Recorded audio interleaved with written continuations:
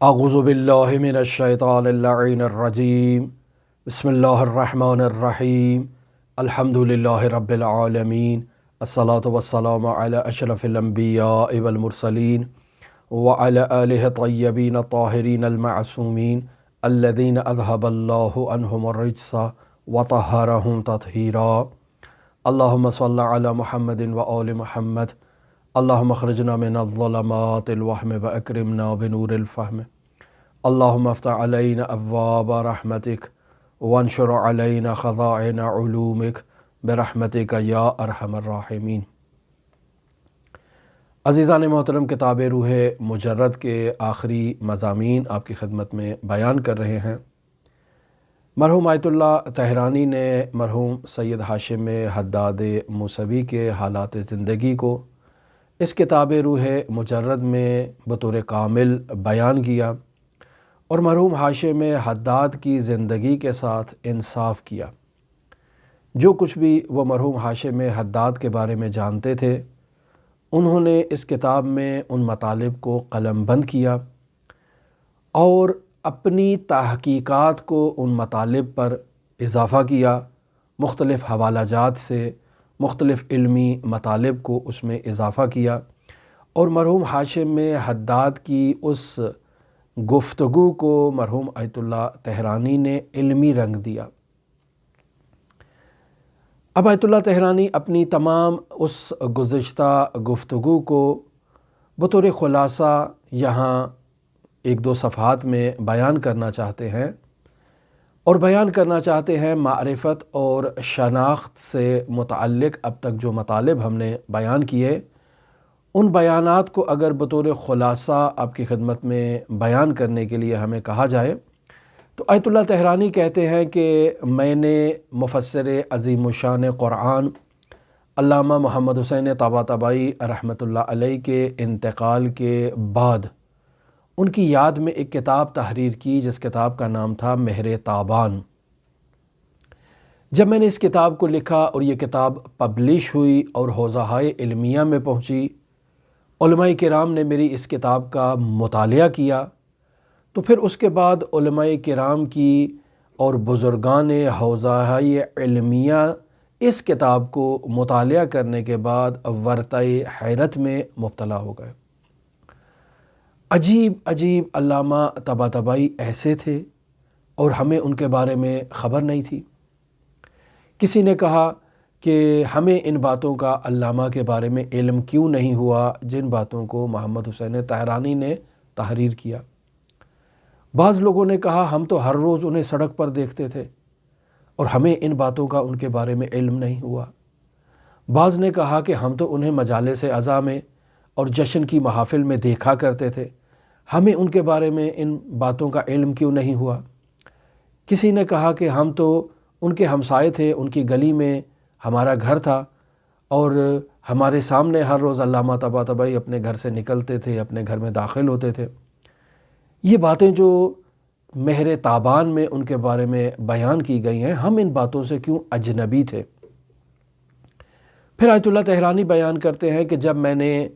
معاد شناسی پر مشتمل دورہ تحریر کیا اور 10 جلدوں پر یہ کتاب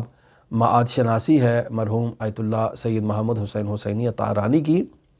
تو آیت اللہ طہرانی کہتے ہیں کہ اس کتاب معاد شناسی میں نے نجف اشرف کے مرجع عالی قدر آیت اللہ سید جمال الدین گلپائگانی سے متعلق کچھ مطالب کو تحریر کیا، اور جب وہ کتابیں پبلش ہوئیں اور وہ مطالب لوگوں تک پہنچے، علماء کرام تک پہنچے،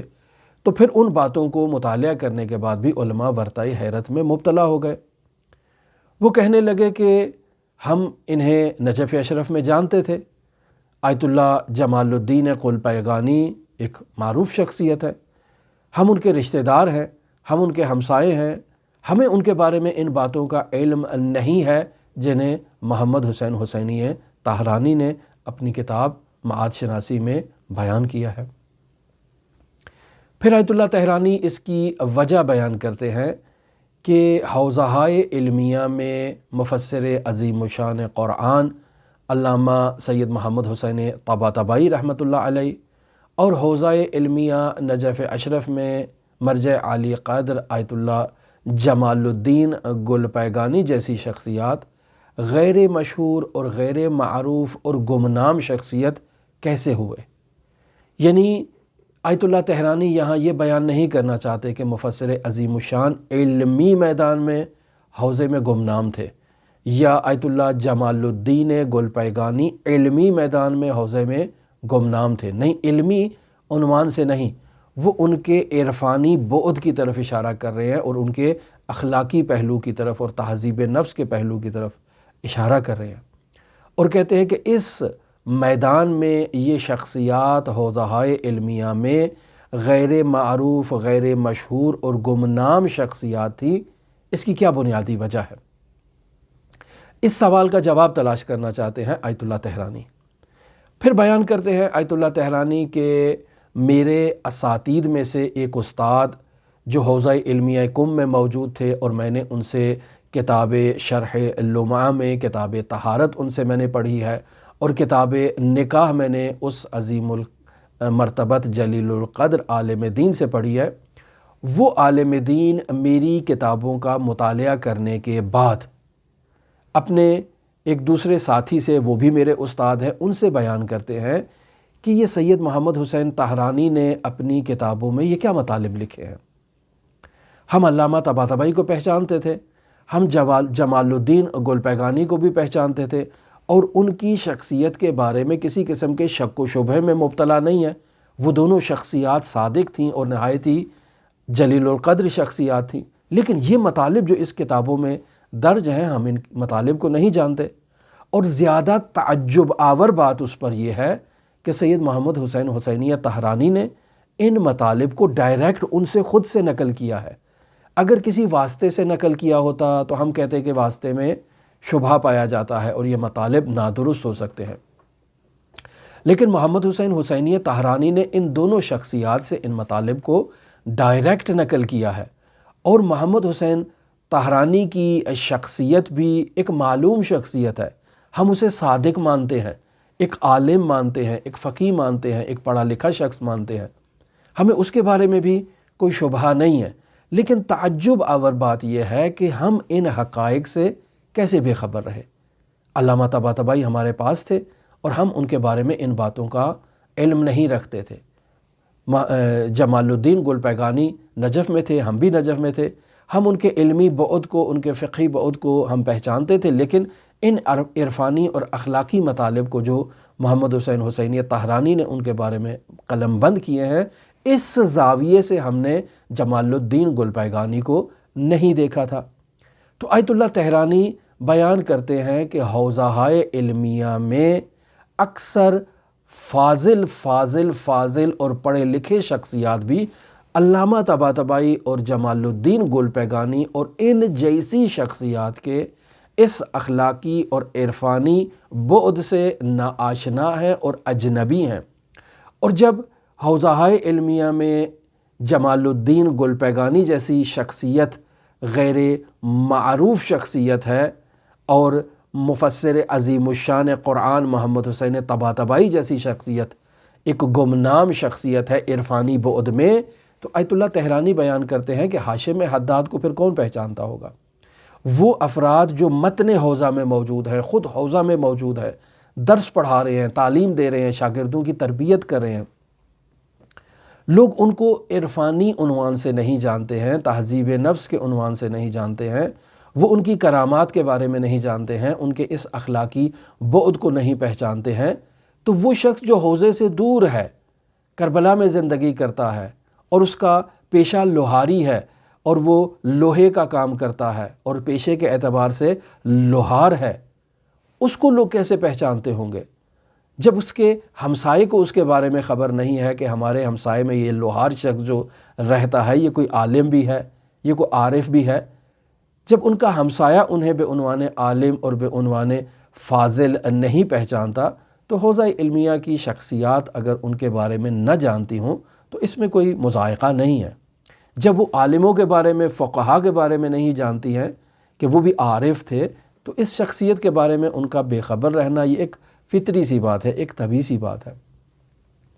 پھر آیت اللہ تہرانی یہاں اس کی بنیادی وجہ کو بیان کرنا چاہتے ہیں۔ بیان کرتے ہیں کہ حوزہائے علمیہ میں حکمت نظری اور حکمت عملی،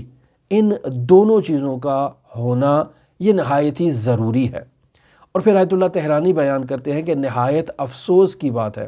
کہ آج حوزۂ علمیہ میں اخلاق عملی کے درس موجود نہیں ہیں۔ یہ اس زمانے کی بات کر رہے ہیں جس زمانے میں انقلاب اسلامی تازہ وقوع پذیر ہوا تھا، یعنی انقلاب اسلامی کو کامیاب ہوئے یعنی چند سال گزر چکے تھے۔ یہ اس دور کی بات کر رہے ہیں آیت اللہ تہرانی کہ حوزہائے علمیہ میں اخلاقی دروس نہیں ہیں، قم میں نہیں ہے، نجف میں نہیں ہے، اخلاقی دروس نہیں ہیں، اور پھر اس کے علاوہ سلوک اللہ کے دروس جو عرفان شہودی پر مشتمل ہوں، جو عرفان وجدانی پر مشتمل ہوں، ایسے دروس بھی حوزہ علمیہ میں موجود نہیں ہیں۔ اور پھر فرماتے ہیں کہ حوزہ علمیہ قم کی کچھ مقدار میں لوگ حکمت مطالعہ جو ملا صدرہ کی اسفار اربعہ ہے، کچھ لوگ اس حکمت مطالعہ کو پڑھتے ہیں۔ اور عزیزان محترم، ملا صدرہ کی یہ کتاب اسفار اربعہ جو حکمت مطالعہ کے عنوان سے پہچانی جاتی ہے، اس کتاب کی 9 جلدیں ہیں۔ ایک جلد کو اگر کوئی شخص پڑھنا چاہے کسی استاد کے پاس تو حد اقل استاد اگر چھٹی نہ کرے، باقاعدگی سے پڑھائے، جدیت سے پڑھائے، اور طالب علم بھی واقعاً جدیت سے اس کتاب کو پڑھنا چاہے تو حد اقل ایک کتاب کو پڑھنے کے لیے 1 سال، 1.5 سال اور 2 سال کا عرصہ درکار ہے، طالب علم کی صلاحیت کی مطابق اور استاد کی اس کو مد نظر رکھتے ہوئے۔ بطور معمول اگر حوزہائے علمیہ کے تعلیمی پیریڈ کو دیکھا جائے تو سال میں 365 دن ہوتے ہیں، اور حوزہ علمیہ کے اگر درسی جو دورانیہ ہے اس کو دیکھا جائے تو 120 درس ہوتے ہیں سال میں۔ گرمیوں کی چھٹیاں آ جاتی ہیں، محرم الحرام کی چھٹیاں آ جاتی ہیں، سفر کی چھٹیاں آ جاتی ہیں، ماہ مبارک رمضان کی چھٹیاں آ جاتی ہیں، حضرات ائمہ معصومین علیہم الصلاۃ والسلام کی ولادت اور شہادت کے ایام کی چھٹیاں آ جاتی ہیں، حضرت صدیقہ طاہرہ فاطمہ زہرا سلام اللہ علیہا کی شہادت کے ایام کی چھٹیاں آ جاتی ہیں، اور پھر اس کے علاوہ حوزہائے علمیہ میں جمعرات اور جمعہ 2 دن چھٹی ہوتی ہے، اور یہ نجف اشرف سے یہ روال حوزہائے علمیہ میں برقرار رہا ہے۔ لہٰذا اگر حوزہائے علمیہ کے درسوں کی تعداد کو اگر مد نظر رکھا جائے جو مروجہ دروس ہیں حوزہائے علمیہ کے، تو 120 درس یا 120 سے تھوڑا زائد یا بعض اساتید کے اس سے بھی کم دروس ہوتے ہیں۔ اب ان 120 درسوں کو اگر مہینوں میں کنورٹ کیا جائے تو 3 ماہ یا 4 ماہ کا ایک وہ پیریڈ بنتا ہے اساتید کے اس کے اعتبار سے، تو اب اس مدت میں اسفار اربعہ کی ایک جلد کو کمپلیٹ کرنا ممکن نہیں ہے۔ لہٰذا وہ اساتید جو چھٹیاں بہت کم کرتے ہیں، حوزہ علمیہ کی اس تعطیلی روش کے موافق نہیں ہیں اور زیادہ درس پڑھاتے ہیں، یعنی سال میں 200 درس پڑھائیں، تو پھر ان اساتید کے لیے ممکن ہے کہ یہ اسفار اربعہ کی پہلی جلد کو کافی حد تک آگے کمپلیٹ کر لیں یا پھر اگلے سال میں اس کو مکمل کر لیں، اور پھر 9 سال اگر اس کتاب کو پڑھایا جائے یا 10 سال پڑھایا جائے یا 15 سال اسفار اربعہ کو کمپلیٹ پڑھایا جائے تو بہت ایک طولانی عرصہ ہے۔ لہٰذا اکثر حوزہائے علمیہ کے طلاب جو حکمت مطالعہ کے دروس کو پڑھتے ہیں، زیادہ سے زیادہ پہلی جلد پڑھ لی یا دوسری جلد پڑھ لی، اور اس کے بعد کی جلدوں کو یا چھوڑ دیتے ہیں یا پھر کوشش کرتے ہیں کہ جن اساتید نے ان کتابوں کو پڑھایا ہے وہ ان اساتید کے درسوں کو گھر میں بیٹھ کر کیسٹ پہ ان کو سن لیں یا موبائل پر ان کو سن لیں ہیڈ فون لگا کر۔ حضرت آیت اللہ جوادی آملی نے اس حکمت مطالعہ کی 9 جلدوں کو باقاعدہ پڑھایا ہے، اور باقاعدہ ان کی جو آڈیو ہے وہ موجود ہے درسوں کی صورت میں۔ آیت اللہ مصباح یزدی نے حکمت مطالعہ کو کمپلیٹ پڑھایا ہے۔ آیت اللہ حسن زادہ آملی نے اس حکمت مطالعہ کی 9 جلدوں کو پڑھایا ہے، اور اس کے علاوہ بہت سارے اساتید ہیں جنہوں نے اس کتاب کو کمپلیٹ کروایا ہے۔ لیکن بحث ہو رہی ہے طالب علموں کی استعداد کے مطابق اور طالب علموں کی دلچسپی کو مد نظر رکھتے ہوئے کہ وہ اس حکمت مطالعہ کو کمپلیٹ نہیں کرتے ہیں۔ لہٰذا آیت اللہ تہرانی کہہ رہے ہیں کہ کچھ مقدار میں حوزہائے علمیہ میں حکمت مطالعہ موجود ہے، لیکن عرفان کو اگر دیکھا جائے تو عرفان کے دروس بہت ہی کمزور ہے۔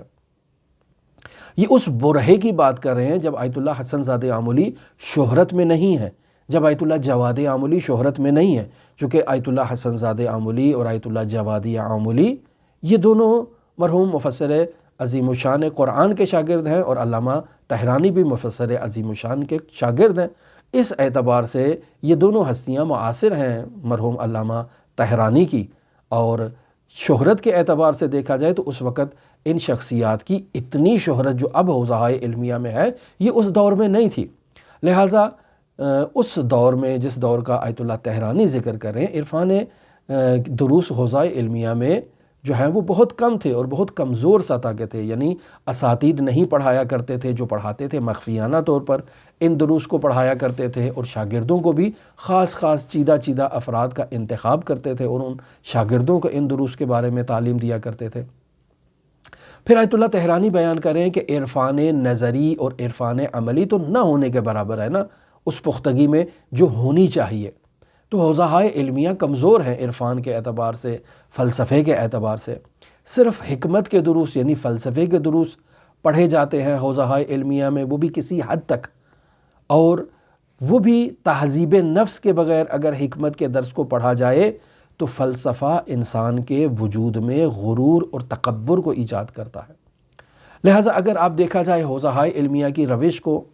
تو حوزہائے علمیہ میں منطق پڑھائی جاتی ہے، لیکن یہ منطق مقدمہ ہے فلسفے کے لیے۔ علماء کرام منطق پڑھتے ہیں اور جو بہت ہی مہارت حاصل کر لیں وہ منطق میں ہی مہارت تو حاصل کرتے ہیں، لیکن جس چیز کے لیے منطق کو مقدمہ قرار دیا گیا ہے یعنی فلسفہ، اس فلسفے کو نہیں پڑھتے ہیں۔ پھر اگر بعض لوگ فلسفے کو پڑھیں حوزہائے علمیہ میں، تو جس چیز کے لیے فلسفے کو مقدمہ قرار دیا گیا ہے یعنی تہذیب نفس، اس میدان میں نہیں آتے ہیں، اور عرفانی مباحث کو اور اخلاق عملی کو اور عرفان عملی کو اور اخلاق شہودی کو، ان چیزوں کی طرف وہ نہیں جاتے ہیں۔ تو بس اس نقطے کی طرف آیت اللہ طحرانی متوجہ کر رہے ہیں کہ حوزہائے علمیہ میں حکمت مطالعہ بہت کمزور ہے، عرفان تو نہ ہونے کے برابر ہے، اور حکمت کے جو درس پڑھے جاتے ہیں وہ بھی بغیر تہذیب کے ہیں، اور طلاب کرام میں دروس تزکیہ، تہذیب اخلاق، عرفان عملی، عرفان شہودی، ان کے مطابق ان کی تربیت ہونی چاہیے جو نہایت اہمیت رکھتی ہے، لیکن ان کی تربیت نہیں ہے۔ پس جو ہمیں اسلام کی طرف دعوت دے، جو ہمیں نبوت کی حقیقت سے، معاد کی حقیقت سے، ولایت کی حقیقت سے، قرآن کی حقیقت سے، انسان کی حقیقت سے آشنا کرتے ہیں علوم، حوزہائے علمیہ میں وہ علوم نہیں پائے جاتے، نہیں پڑھائے جاتے، نہیں ان کے مطابق جو ہے وہ تربیت کی جاتی طلاب کی۔ اب آیت اللہ طحرانی خود اپنے جو زمانے طلبگی ہے اس کے بارے میں بیان کرتے ہیں، فرماتے ہیں کہ جس مدت میں خود بندہ حقیر نجف اشرف میں زیر تعلیم تھا تو وہاں یہ دروس نہیں پڑھائے جاتے تھے، اور ان دروس کو وہاں نجف اشرف میں پڑھانا ممنوع تھا۔ اخلاقی دروس بھی اس زمانے میں حوزہ علمیہ نجف میں نہیں تھے، تفسیر قرآن کے دروس نہیں تھے، معارف الہیہ کے دروس موجود نہیں تھے، بلکہ بطور عموم اگر بیان کیا جائے تو آیت اللہ طحرانی کہتے ہیں کہ یہ دروس عام حوزویوں کی نظر میں ممنوع شمار ہوتے تھے۔ لوگ صرف یہی مروجہ فقہ اور اصول کے درسوں کو پڑھ کے مجتہد بنتے تھے، احادیث کے جو کلام ہے اس کو پڑھتے تھے، اور علم الحدیث کو پڑھتے تھے، درایت کو پڑھتے تھے، اور انہی چیزوں میں مہارت حاصل کرتے تھے۔ لہٰذا لوگوں کی ترجیحات جو ہیں وہ مختلف تھیں، کوئی خود کی تربیت کی طرف جو ہے وہ متوجہ نہیں تھا۔ عوام میں ہم نے جانا ہے، لوگوں کو جلدی عوام کے درد کا احساس ہوتا ہے، خود اپنی تربیت کیے بغیر عوام کی تربیت کرنے کے شوق میں 2 سال 4 سال 5 سال میں حوزہ علمیہ میں مجتہد بن کے واپس لوٹ کر جا کر عوام کی خدمت کرنے کا جذبہ ایجاد ہوتا تھا اور لوگ چلے جاتے تھے۔ لہٰذا آپ دیکھیں ہمارے جتنے بھی علماء کرام موجود ہیں پاکستان میں جو نجف سے آئے ہیں، ان کی مدت تحصیل کو اگر آپ نجف اشرف میں مشاہدہ کریں کہ کتنا عرصہ انہوں نے نجف میں گزارا، تو آپ کو سال انگشت شمار نظر آئیں گے۔ کسی نے 2 سال، کسی نے 4 سال، کسی نے 5 سال، کسی نے 8 سال، اتنی مدتیں انہوں نے حوزہ علمیہ میں پڑھی ہیں۔ اور پھر 4 سال میں اتنے درس انہوں نے نہیں پڑھے ہوں گے جتنے انہوں نے اجازے وہاں سے حاصل کر لیے۔ اجازہ حدیث، نقل حدیث حاصل کر لیا، اجازہ اجتہاد حاصل کر لیا، وہ بھی ایک استاد سے نہیں، 4 4 5 5 اساتذہ سے۔ اس دور میں فقہا کی ترجیح اجازہ دینے کے بارے میں اتنی سخت نہیں ہوا کرتی تھی۔ اس دور میں فقہا یہ سمجھتے تھے کہ اگر ہم ایک رقعہ کسی کو لکھ کر دے دیں گے تو یہ رقعہ اس کے لیے اس کے علاقے میں مفید واقعہ ہوگا۔ شخص ہے، آیا ہے حوزہ علمیہ میں، اس نے زحمت کی ہے اور واقعاً ایک پڑھا لکھا آدمی بھی ہے، اس کو اگر ہم ایک کاغذ لکھ کے دے دیں گے اور وہ اپنے علاقے میں جا کر خدمت کرے گا اور ہمارے کاغذ کی وجہ سے اس کا معاشرے میں ایک نام ہو جائے گا اور وہ لوگ اس کی بات کو اہمیت دیں گے، تو کیا ہے ہم اسے حجت الاسلام، ثقۃ الاسلام، آیت اللہ کہہ دیں تو اس میں کوئی حرج نہیں ہے، لوگ کم از کم اس سے معارف اسلام تو لیں گے۔ لہٰذا اگر مدت زمان تحصیل کو دیکھا جائے تو اتنے اساتذہ سے انہوں نے حوزہ علمیہ میں استفادہ نہیں کیا ہوگا جتنے اساتذہ سے انہوں نے اجازے حاصل کر لیے۔ تو عزیزان محترم، یہ ایک کلی روش تھی حوزہ علمیہ نجف کی، اور ایرانی علماء بھی اس سے مستثنیٰ نہیں تھے۔ لہٰذا بہت کم خاص چیدہ افراد ہیں جو فقہ میں اور اصول میں اور انہوں نے اپنا ایک نام پیدا کیا اور واقعاً انہوں نے جو ہے وہ نابغہ اساتذہ سے درس پڑھا اور واقعاً وہ خود نابغہ تھے، جیسے مرحوم آیت اللہ بہجت ہیں کہ جو مرحوم سید محمد حسین اصفہانی قمپانی کے شاگرد ہیں، یا حضرت آیت اللہ وحید خراسانی جو آج اس وقت موجود ہیں اور فقیہ ہے، نامدار ہے، ناموس حوزہ ہیں، یا اسی طرح کے شخصیات کے جنہوں نے گراں قدر اساتذہ سے پڑھا ہے اور واقعاً پڑھا ہے۔ لیکن اگر آپ دیکھیں تو عمومی سطح پر حوزہ علمیہ میں یہ اخلاقی دروس موجود نہیں تھے۔ آیت اللہ تہرانی اس نقطے کی طرف اشارہ کرنا چاہ رہے ہیں، اور پھر آیت اللہ تہرانی کہتے ہیں کہ سید جمال الدین گل پیگانی جب اپنے گھر سے نماز کے لیے مسجد کی طرف جاتے تھے تو اپنی اس عبا کو اپنے سر پر ڈال لیتے تھے تاکہ کوئی ان کو نہ پہچانے کہ یہ مسجد میں نماز پڑھنے کے لیے جا رہا ہے۔ لہٰذا جب وہ خود اپنے آپ کو پوشیدہ رکھ رہے ہیں لوگوں سے تاکہ لوگ ان کو نہ پہچانیں، تو ان کے وہ اسرار جو ان کی ذات کے علاوہ اور مخصوص چیدہ افراد جانتے ہیں، وہ ان کے بارے میں کیسے ان چیزوں کو جو ہے وہ جانتے ہوں گے؟ یقینی بات ہے ایسے ماحول میں جمال الدین گل پیگانی جیسی شخصیات، مفسر عظیم الشان قرآن جیسی شخصیات حوزہ علمیہ قم میں اور حوزہ علمیہ نجف میں گمنام شخصیات کے طور پر رہیں گی، اور جب علامہ تہرانی ان کے بارے میں مہر تابان یا معاد شناسی میں کچھ الفاظ قلم بند کریں گے تو لوگ ورطہ حیرت میں ہی مبتلا ہوں گے نا کہ یہ کیا چیزیں لکھی ہیں، ہم ان کے بارے میں تو جانتے نہیں ہیں۔ آیت اللہ تہرانی اضافہ کرتے ہیں کہ اگر اس دور میں جمال الدین گل پیگانی کے بارے میں حوزہ علمیہ میں یہ باتیں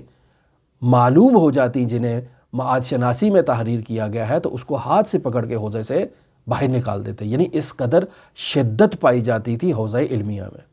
اب یہاں آیت اللہ تہرانی ایک نقطہ بیان کر رہے ہیں، فرماتے ہیں کہ شدت اس اندازے تک تھی کہ عام وہ افراد سڑک پر بیٹھے ہوئے جو دکاندار ہیں جن کا کام کتابوں کی خرید و فروخت ہے، چونکہ فقہا نے ان عرفانی اور فلسفی علوم کو سیکھنا حرام قرار دے رکھا تھا، لہٰذا یہ دکاندار اگر کسی کتاب خانے کی خریداری کرتے، اور معمولاً جیسے میرے پاس کتاب خانہ ہے، لائبریری ہے، میری پرسنل لائبریری ہے، میرے انتقال کے بعد میرے ورثہ اس کو فروخت کر دیں گے، کہیں نہ کہیں بیچ دیں گے، یہ روش ہوا کرتی تھی۔ لوگوں کے پاس کتاب خانے ہوتے تھے، جب ان کو پیسوں کی ضرورت ہوتی تھی تو وہ کتابیں جو ان کی ضرورت کی نہیں ہیں انہیں فروخت کر دیتے تھے، یا اگر عالم کا انتقال ہو جائے تو ان کے ورثہ اس کتاب خانے کو بیچ دیا کرتے تھے۔ تو وہ دکاندار جن کا کام کتابوں کی خرید و فروخت تھا، وہ جب کتاب خانے کو خریدتے اور اس کتاب خانے میں اگر اسفار اربعہ نظر آ جاتی ملا صدرہ کی، یا منظومہ ملا ہادی سبزواری کی کتاب نظر آ جاتی، تو وہ اس کتاب کو اپنے ہاتھ سے نہیں پکڑتے تھے بلکہ کہیں سے پلاس تلاش کرتے تھے کہ اس پلاس کے ذریعے سے اس کتاب کو اٹھائیں، چونکہ ان کی تربیت اس انداز میں فقہا کی جانب سے ہو چکی تھی اور ان کے ذہن میں یہ بات ڈال دی گئی تھی کہ اس کتاب کو اگر میں نے ہاتھ لگایا تو میرا ہاتھ نجس ہو جائے گا، یہ کتاب کتب ضالہ میں سے ہے، اس کی نگہداری بھی حرام ہے، اس کی خرید و فروخت بھی حرام ہے، لہٰذا وہ ایسی کتابوں کو نہیں رکھتے تھے، ان کو ہاتھ نہیں لگاتے تھے۔ تو جب کتابوں کا یہ حال ہے تو وہ شخص جو صاحب کتاب ہے، جس کے سینے میں اس کتاب کا علم ہے، اس کو اگر پہچان جائیں تو اس کے ساتھ وہ کیا رفتار برتیں گے، اس کا آپ خود اندازہ لگا لیں۔ لہٰذا آیت اللہ طحرانی کہتے ہیں کہ اس ماحول میں معارف الہیہ کو سیکھنا اگر کسی کی خواہش ہو تو اسے ان معارف کو مخفیانہ طور پر اور بطور تقیہ ان معارف کو سیکھنا ہوگا، اور جب اظہار کرنا ہوگا تو تقیہ کا اظہار کرنا ہوگا کہ نہیں، میں ان چیزوں کو نہیں جانتا ہوں، یہ کیا چیزیں ہیں؟ فلسفہ؟ نہیں، فلسفہ میں تو فلسفے کو نہیں جانتا ہوں، فلسفہ تو حرام ہے۔ اگر حوزے میں باقی رہنا ہے تو اس انداز میں آپ کو اپنے وجود کو جاری رکھنا ہوگا۔ اب آیت اللہ طحرانی اس دور کے بارے میں ایک اور جو ہے وہ تلخ حقیقت کو بیان کرتے ہیں۔ آیت اللہ طحرانی کہتے ہیں کہ اس دور میں یہ عالم تھا کہ اگر کوئی طالب علم مسجد کوفہ میں شب بیداری کرنے کے لیے جانا چاہے یا مسجد سہلہ میں شب بیداری کرنے کے لیے جانا چاہے تو اسے چوروں کی طرح چھپ کر وہاں پر جانا ہوگا، چونکہ اگر کسی کو معلوم ہو جائے کہ وہ مسجد کوفہ میں بیتوتہ کرنے کے لیے اور شب بیداری کرنے کے لیے گیا ہے یا مسجد سہلہ میں شب بیداری کرنے کے لیے گیا ہے تو اس کے بارے میں بدگمانی طلاب کے ذہنوں میں ایجاد ہو جائے گی۔ حوزہائے علمیہ کے جو شخصیات ہیں وہ اسے نیگیٹو نگاہ سے دیکھیں گے کہ شاید یہ کوئی چلہ کرنے گیا ہے، شاید کوئی جو ہے وہ ایسا مسئلہ ہے، چونکہ عرفان کے بارے میں اور فلسفے کے بارے میں اور تہذیب نفس کے بارے میں حساسیت آیت اللہ طحرانی بیان کر چکے ہیں۔ لہٰذا آیت اللہ طحرانی خود اپنی ذات کے بارے میں بیان کرتے ہیں کہ خدا گواہ ہے کہ جب میں نجف اشرف میں زیر تعلیم تھا تو میں نے کس قدر تہمتیں برداشت کی ہیں جو میری ذات پر لگائی جاتی تھیں، اور اس کے باوجود کہ میں اس زمانے میں جب تعلیم حاصل کر رہا تھا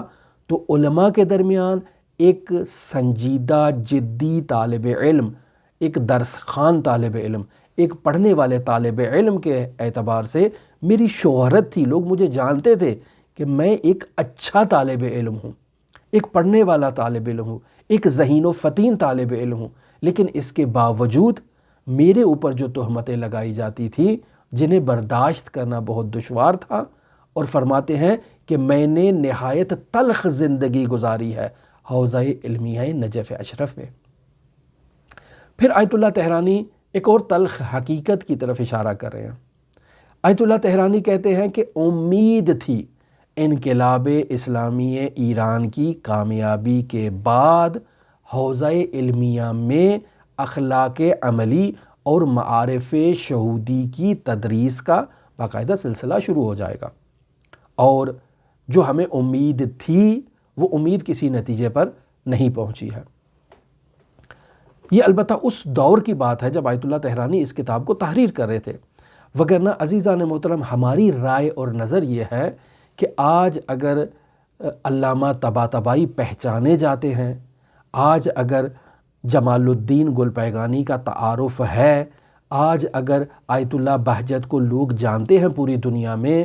آج اگر علی قاضی کو پوری دنیا میں لوگ جانتے ہیں، تو وہ انقلاب اسلامی کا مرہون منت ہے جس انقلاب کو امام خمینی لے کر آئے۔ وگرنہ خود آپ امام خمینی سے متعلق دیکھ لیں، امام خمینی حوزہ علمیہ میں فلسفہ پڑھاتے ہیں، ان کا بیٹا درس پڑھ کے باہر نکلتا ہے، وہاں جو عمومی سبیل لگی ہوتی ہے پانی پینے کے لیے جس سے عام لوگ پانی پیتے ہیں، تو امام خمینی کا بیٹا وہاں سے ایک جام اٹھاتا ہے، پانی پیتا ہے اور چلا جاتا ہے۔ بعد میں جو افراد آتے ہیں وہ اس پیالے کو توڑ دیتے ہیں اور کہتے ہیں کہ اس کا باپ چونکہ فلسفہ پڑھاتا ہے اور اس نے اس جام سے پانی پیا ہے، لہٰذا اب یہ جام قابل استفادہ نہیں رہا، لوگ اس سے پانی نہیں پی سکتے، اس کو توڑ دیا جائے۔ یعنی اس قدر شدت کا ماحول تھا، اور پھر اس ماحول میں امام خمینی رحمۃ اللہ علیہ انقلاب لے کر آئے، اور وہ نہضت علمی حوزہ علمیہ میں ایجاد ہوئی، جو آج آپ کو ان شخصیات کے بارے میں تعارف ہو رہا ہے اور ہمیں یہ جرأت ہو رہی ہے کہ ہم ان مطالب کو بیان کریں۔ وگرنہ ابھی بھی آپ دیکھ لیں کہ ہماری ویڈیوز کے اوپر بعض جو ہے وہ نابغہ افراد کے کمنٹس موجود ہوتے ہیں جو نیگیٹو کمنٹ پاس کرتے ہیں، یا ہمارے موبائل میں یا ادھر ادھر نیگیٹو گفتگو کرتے ہیں، یا حوزہ علمیہ میں ہمارے بارے میں نیگیٹو گفتگو کرتے ہیں۔ تو یہ ہے، آج بھی ہے یہ ماحول کہ ایسے چیدہ چیدہ افراد ہیں جو خود کو بہت نابغہ کہتے ہیں اور وہ باتیں کرتے ہیں، لیکن وہ شدت جو حوزہ نجف میں تھی، وہ شدت جو حوزہ قم میں تھی امام خمینی سے متعلق یا مرحوم قاضی سے متعلق، وہ آج کے دور میں نہیں ہے۔ اور ہم نے مرحوم قاضی کے حالات زندگی میں ان تلخ حقائق کی طرف وہاں اشارہ کیا ہے۔ عزیزان محترم، اب آیت اللہ تہرانی بیان کرتے ہیں کہ جب میں نے اس رسالہ اللب اللباب کو تحریر کیا انقلاب اسلامی کی کامیابی کے بعد، یہ رسالہ لب اللباب در سیر و سلوک اولی الالباب، یہ در واقع مفسر عظیم الشان کے عرفانی دروس پر مشتمل ہے جو انہوں نے رسالہ مرحوم مہدی بحر العلوم کے اوپر جو ہے وہ اپنے خاص شاگردوں کے درمیان دروس دیے تھے۔ علامہ تہرانی نے ان دروس کو تحریر کیا، ان میں تحقیق کی اور ان دروس کو باقاعدہ پبلش کیا جو رسالہ لب اللباب کے عنوان سے پبلش ہوا، اور ہمارے پاکستان میں بھی یہ کتاب اردو ترجمہ ہو چکی ہے۔ جامعہ تعلیمات اسلامی نے کسی زمانے میں اسے پبلش کیا تھا، منتہا وہاں اس کتاب کا نام رسالہ لب اللباب نہیں تھا بلکہ کتاب کا نام تھا سیر و سلوک۔ ایک آدمی کی تصویر دی گئی ہے جو فرشتے کی طرح وہاں کسی پہاڑ پر موجود ہے اور پرواز کرنا چاہتا ہے۔ اس کتاب کے آغاز میں مرحوم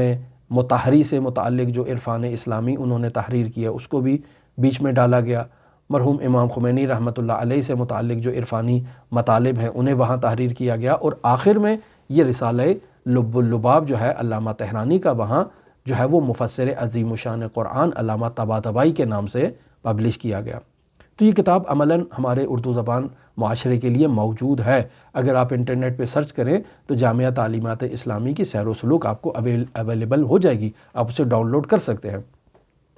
تو آیت اللہ تہرانی کہتے ہیں کہ جب یہ کتاب میں نے تحریر کی اور پبلش ہوئی اور حوزہ علمیہ میں یہ کتاب پڑھی گئی تو حوزہ علمیہ کے قم کے مسئولین نے اپنے کچھ نمائندوں کو میرے پاس مشہد الرضا بھیجا، اور انہوں نے مجھ سے یہ تقاضا کیا کہ ہمارے جو کمیٹی ہے حوزہ علمیہ کی، اس نے یہ فیصلہ کیا ہے کہ آپ کی کتاب جو ہے وہ خوب اچھی ہے، لیکن اگر بہتر ہے کہ آپ اس کتاب کو جو ہے وہ ایک مقدماتی سطح پر تحریر کریں تاکہ وہ افراد اور وہ طلاب جو سطح اول کے ہیں یعنی مقدمے کی حد تک ہیں، ابھی ابتدائی ہیں، وہ اس مقدماتی کتاب کا مطالعہ کریں۔ جو متوسط رتبے تک پہنچ جاتے ہیں وہ اس کتاب سیر و سلوک کا مطالعہ کریں، اور پھر اس کے بعد آپ ایک متن تحریر کریں جو اعلیٰ سطح پر طالب علم موجود ہیں وہ اس سے استفادہ کریں۔ عین اسی طرح جیسے مفسر عظیم الشان قرآن نے فلسفے میں بدایت الحکمہ اور نہایت الحکمہ لکھی ہے، اسی طرح آپ ایک عرفان اسلامی پر بدایہ اور نہایہ جو ہے وہ تحریر کر دیں۔ وسط کے طلاب کے لیے یہی رسالہ لب اللباب جو ہے وہ کافی ہے۔ آیت اللہ تہرانی کہتے ہیں کہ انہوں نے یہ مجھے تجویز دی اور میں نے ان کو کہا کہ کتاب لکھنے میں تو کوئی حرج نہیں ہے، کتاب لکھی جا سکتی ہے، لیکن ان کتابوں کو استاد کے بغیر پڑھانا یہ مفید نہیں ہے کہ طالب علم خود ان سے مطالعہ کرے اور ان سے کوئی چیز سیکھ لے۔ وہ چیزیں جو حوزہ علمیہ میں روح حوزہ کو زندہ کر سکتی ہیں اور روح حوزہ کو حوزے میں پھونک سکتی ہیں اور حوزے میں ایک جان ڈال سکتی ہیں اور روح نبوت و ولایت و اسلام و قرآن کو حوزے میں زندہ کر سکتی ہیں، وہ یہ ہے کہ باقاعدہ حکمت عملی کی حوزہ علمیہ میں تدریس کی جائے، باقاعدہ عرفان شہودی کو، عرفان وجدانی کو حوزہ علمیہ میں طلاب کو پڑھایا جائے اور اس بنیاد پر طلاب کی تربیت کی جائے۔ جو طلاب اپنے نفوس میں تبدیلی ایجاد کریں گے اس تعلیم کے نتیجے میں اور اس تربیت کے نتیجے میں، وہ طہارت واقعیہ اور طہارت حقیقیہ تک پہنچ سکتے ہیں، اور اس طہارت کے نتیجے میں وہ طلاب جو طہارت ذاتیہ نفسانیہ تک پہنچ جائیں گے، وہ جب عوام میں جائیں گے تو اس کی تاثیر آپ مشاہدہ کریں کہ کس قدر مؤثر واقع ہوں گے اسلام کی نشر و اشاعت میں۔ اور اگر انٹرنیشنل سطح پر دیکھیں گے، وہ طلاب جب معارف اسلامیہ کی ترویج کے لیے بین الاقوامی سطح پر جائیں گے تو وہ رسول خدا صلی اللہ علیہ وآلہ وسلم کا حقیقی تعارف کروائیں گے، نورانی تعارف کروائیں گے، لوگوں کو اسلام کی حقیقت کی طرف جو ہے وہ دعوت دیں گے۔ تو یہ نہایت ضروری ہے کہ آپ باقاعدہ حوزہ علمیہ میں عرفان عملی کی تدریس کریں، اخلاق عملی کی تدریس کریں، یہ نہایت ضروری ہے۔ لہٰذا آیت اللہ تہرانی کہتے ہیں کہ اخلاقی اور عرفانی دروس کا حوزے میں ہونا یہ بہت ضروری ہے۔ آیت اللہ تہرانی کہتے ہیں کہ وہ ٹیم آئی، انہوں نے مجھ سے بات کی، میری بات کو سن کے کم چلے گئے۔ پھر کچھ عرصہ کے بعد ان کی جانب سے میرے لیے جواب آیا، اور ان کا جواب یہ تھا کہ اخلاق اور عرفان کی کوئی حد معین نہیں ہے۔ چونکہ ان کی حد معین نہیں ہے، لہٰذا ان کی موضوع بندی نہیں کی جا سکتی اور باقاعدہ انہیں تدریسی قالب میں نہیں ڈالا جا سکتا ہے۔ لہٰذا فی الحال حوزہ علمیہ کی مصلحت اسی میں ہی ہے کہ یہاں صرف فلسفہ پڑھایا جائے، یہی کافی ہے، اور اس فن کے لیے خاص ماہر شاگردوں کی ضرورت ہے کہ ان شاگردوں کی تربیت کی جائے کہ جو اس میں ذوق رکھتے ہیں۔ ہر کسی کو اس راہ پر گامزن کرنا مناسب نہیں ہے۔ آیت اللہ تہرانی کہتے ہیں کہ ٹھیک ہے، ان کی طرف سے جواب آ گیا، لیکن یہ جواب ان کا معقول نہیں تھا، چونکہ یہی جواب اگر آپ مد نظر رکھیں تو یہ جواب تو باقی علوم سے متعلق بھی ہے۔ یعنی اگر آپ فقہ کو دیکھیں جو حوزہ علمیہ میں پڑھائی جاتی ہے، اگر آپ اصول کو دیکھ لیں، اگر آپ ادبیات کو دیکھ لیں، تو ان کی بھی کوئی حد نہیں ہے۔ اگر ماہرین کو مد نظر نہ رکھا جائے اور خود سے طالب علم ان میں آگے بڑھنا چاہے تو ان کی بھی کوئی حد نہیں ہے۔ جیسے آپ فقہ میں، اصول میں اور ادبیات میں ماہرین کی رائے کو مد نظر رکھتے ہوئے یہ بیان کرتے ہیں کہ یہ اس سطح میں ہے، یہ اس سطح میں ہے، یہ اس سطح میں ہے، اور ان کے لیے حدود کا قائل ہو جاتے ہیں، اسی طرح آپ ماہر لے آئیں جو عرفان عملی میں مہارت رکھتے ہوں، وہ باقاعدہ ایک نصاب تدوین کریں اور اس کے مطابق جو ہے وہ عرفان عملی اور اخلاق شہودی کی طلاب کو درجہ بدرجہ جو ہے وہ تربیت کریں۔ اس میں تو کوئی مشکل ہی نہیں ہے، یہ بیان آپ کا قانع نہیں ہے۔ لہٰذا اس فیلڈ میں ماہر افراد سے رائے لینی چاہیے، لیکن جو افراد حوزے کی مینجمنٹ میں تھے وہ نہ خود اس فیلڈ سے آشنا تھے، نہ اس فیلڈ میں مہارت رکھتے تھے، نہ اس فیلڈ میں دلچسپی رکھتے تھے، تو یقینی بات ہے انہوں نے ایک ایسا ہی جواب دینا تھا کہ جو آیت اللہ تہرانی کے نزدیک قابل قبول واقعہ نہیں ہوا۔ لہٰذا آیت اللہ تہرانی کہتے ہیں کہ اس فیلڈ سے ماہرین سے مشورہ لینا یہ ضروری ہے، اور اس قسم کے بہانے جو حوزہ علمیہ کم کی اس مینجمنٹ ٹیم نے پیش کیے یہ ناقابل قبول ہے۔ لہٰذا آیت اللہ تہرانی کہتے ہیں کہ یہ جو ابھی تک میں نے مطالب بیان کیے اور میں نے آپ کی خدمت میں ان مطالب کو نقل کیا، ان تمام مطالب کو پڑھنے اور بیان کرنے اور سننے کے بعد یہ خود بخود واضح ہو جاتا ہے کہ حوزہ علمیہ میں مفسر عظیم الشان قرآن علامہ طباطبائی اور حوزہ علمیہ نجف اشرف میں آیت اللہ جمال الدین گل پیگانی جیسی شخصیات کا عرفانی بعد کیوں مخفی رہا، اور ان ہستیوں سے اگر اوپر چلے جائیں، مرحوم قاضی ہے، ملا حسین قلیہ حمدانی ہے، ان کا عرفانی بعد کیسے مخفی رہا؟ یہ ظاہر ہے یہ حالات کو مد نظر رکھیں گے تو یقینی بات ہے التقیۃ دینی و دین و آبائی، یہ افراد خود کو پوشیدہ رکھتے ہیں اور خود کو مخفی رکھتے ہیں، اور ویسے بھی انسان کا اللہ کے ساتھ جو راز ہوتا ہے اسے جو ہے وہ اسرار کو فاش نہیں کرنا چاہیے، اور اگر فاش بھی کرنا ہے تو کسی اہل فرد کے سامنے اس کی تربیت کی خاطر، تاکہ وہ خدا تک پہنچ سکے۔ لہٰذا یہ افراد جو ہیں وہ مجہول رہے ہیں۔ انشاءاللہ ہماری یہ گفتگو آیت اللہ تہرانی کی کتاب روح مجرد پر اپنے اختتامی مراحل تک پہنچ چکی ہے، اور کل شاید اس کتاب کا آخری درس ہم آپ کی خدمت میں بیان کریں۔ لہٰذا دعا ہے خداوند متعال کی بارگاہ میں کہ خداوند متعال ہمیں معارف اہل بیت علیہم الصلاۃ والسلام کو پڑھنے، سمجھنے اور ان کی حقیقت کو جاننے اور ان پر عمل کرنے کی توفیق عطا فرمائے۔ حضرت منجی عالم بشریت صاحب العصر والزمان کے ظہور میں تعجیل فرمائے، ہمیں حضرت صاحب العصر والزمان کے اصحاب و اعوان و انصار میں شمار فرمائے۔ آپ تمام عزیزان کے لیے امام علی ابن موسیٰ الرضا کی نورانی بارگاہ میں نائب الزیارہ بھی ہیں اور دعا گو بھی ہیں۔ اللہم صلی علی محمد و آل محمد وعجل فرج قائم آل محمد۔